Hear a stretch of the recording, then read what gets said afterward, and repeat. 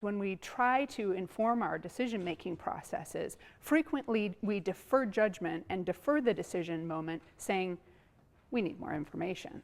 We can't make that decision.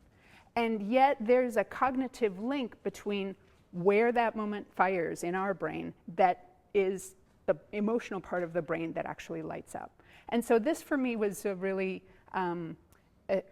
it was a profound element, and I'm sure it's an element in all of our work because we find ourselves very emotionally committed to many of the things that we do when we practice research. And yet, in order to function as a researcher and engage the analytical part of our brain, we need to shut that emotion off frequently.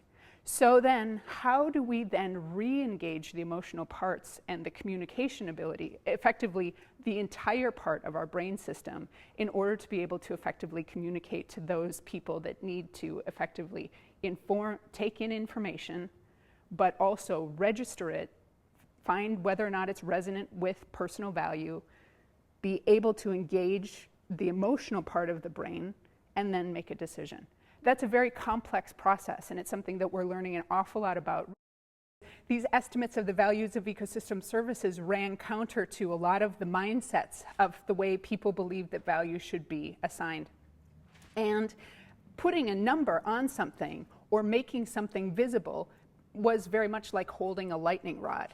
And from a number of different perspectives, this was either unacceptable or began to not reflect the ways in which many people thought about systems. It was especially challenging because total economic value was generally assigned to those elements on the far left-hand side of the diagram. The direct use benefits, the tangible elements of ecosystems. And ecological services oftentimes were in the mid part of the diagram, where they were somewhat less tangible, they were less rival, they were less excludable, therefore they were less marketable. And then that didn't even begin to encompass all of these values on the far right-hand side, the most intangible values, those that were about option value, bequest value, or existence value.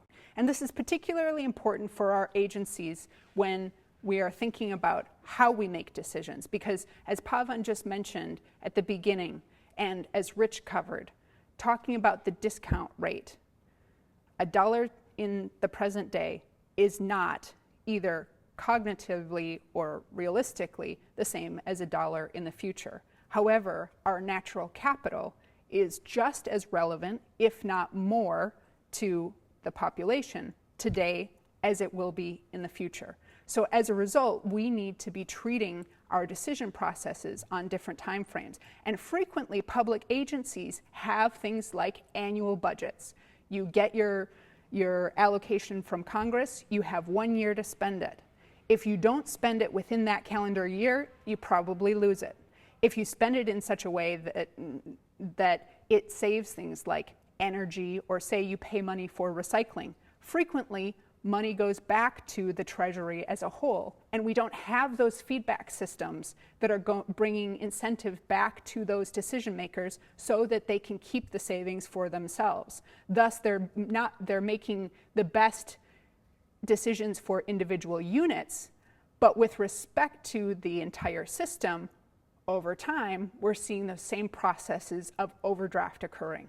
So what that means is we need to be correcting feedback loops in who is getting the incentive and when they're getting it. We also need to think about time horizons. Imagine, for example, if you're going to decide, should I rent an apartment this year or should I take the leap and buy a house this year? The first year you make that decision, you are down in the red.